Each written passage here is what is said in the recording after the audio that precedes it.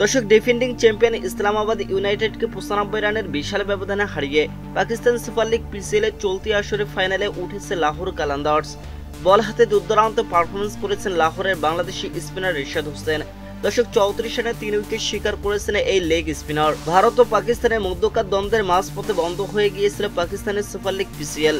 দর্শক, তখন অন্য ক্রিকেটারদের সঙ্গে দেশে ফিরেছিলেন রিশাদ হোসেনও। পিসিএল আবার শুরু হলে তখন লাহোর কালান্দার্সের সঙ্গে যোগ দিতে পারেননি রিশাদ। তখন তিনি ব্যস্ত বাংলাদেশ দলের সংযুক্ত আরব আমিরাতের সিরিজের শেষে আবারও পিসিএলে যোগ দেন রিশাদ হোসেন। যদিও এলিমিনেটরে করাচি কিংসের বিপক্ষে একাদশে জায়গা হয়নি বাংলাদেশের এই লেগ স্পিনারের, তবে ইসলামাবাদ ইউনাইটেড এর বিপক্ষে দ্বিতীয় কোয়ালিফায়ারে নেমেই ভেলকি দেখিয়েছেন রিশাদ হোসেন। 3 উইকেট নিয়ে দলকে তুলেছেন ফাইনালে। এদিন প্রথম ওভারে বেশ খরুচে ছিলেন রিশাদ হোসেন। দর্শক, সেই ওভারে 14 রান দিলেও পাননি কোনো উইকেটের দেখা। দ্বিতীয় ওভারে এসে রিশাদ হোসেন তুলে নেন সালমান আঘার উইকেট। সালমান শট ডেলিভারিতে পুল করতে গিয়ে নাইমের হাতে ধরা পড়েন লং অনের সীমানার কাছে। তৃতীয় ওভার করতে এসে রিশাদ ছক্কা হজম করেন মিড উইকেট দিয়ে। ছক্কা খাওয়ার পরে বলে 26 রান করার শাদাব খানকে আউট করেন রিশাদ হোসেন। চতুর্থ বলে রিশাদ হোসেনকে ছক্কা মারেন জিমি নিশামও। শেষ বলে নিশাম আউট হয়েছেন রিশাদের হাতেই ক্যাচ তুলে দিয়ে। এরপর আর বোলিং করার সুযোগই পাননি তিনি। এদিন খরুচে বোলিং করেও কোনো উইকেটে দেখা পায়নি বাংলাদেশের আরেক তারকা সাকিব আল হাসানও। দর্শক, তিনি 3 ওভারে 27 রান খরচ করেছেন। শুরুতে ইসলামাবাদকে চেপে ধরেছিল সালমান মির্জা ও শাহিন আফ্রিদি। দুজন মিলে 12 রানের মধ্যে তুলে নেন 3টি উইকেট। সেখান থেকে আর এদিন ঘুরে দাঁড়াতে পারেনি ইসলামাবাদ। দর্শক, এদিন মাত্র 3 রানে 3 উইকেট নেন শাহিন। 26 রানে 3 উইকেট শিকার করেন সালমান। আর তাতেই 203 রানের লক্ষ্যে খেলতে নামা ইসলামাবাদ গুটিয়ে যায় মাত্র 107 রানে। 95 রানের জয় নিয়ে পিসিএলে এবারের আসরে ফাইনালে কুয়েটা গ্ল্যাডিয়েটর্সের বিপক্ষে খেলতে নামবে লাহোর।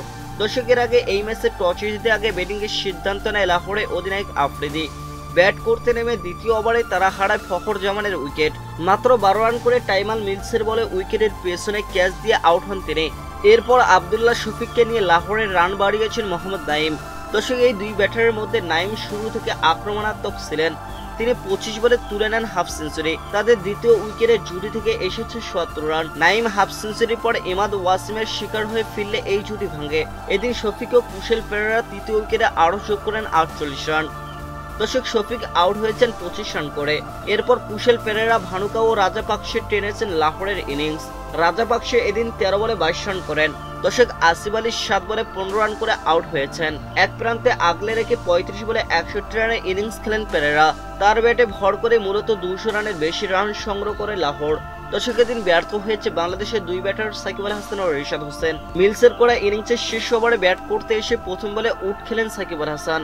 অফ স্টাম্প বরাবর আসে দ্বিতীয় বলে তিনি হাঁকাতে চেয়েছেন ছক্কা, কিন্তু ব্যাটের ওপরে কানা লেগে বল উঠে যায় আকাশে।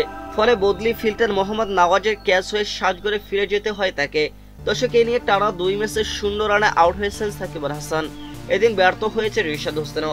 দর্শক, প্রথম বলে হাঁকিয়েছেন 4, ইনিংসের শেষ বলে 2 রান নিতে গিয়ে রান আউট হয়েছেন তিনি। ফলে 5 রান করে ফিরে যেতে হয়েছে তাকেও।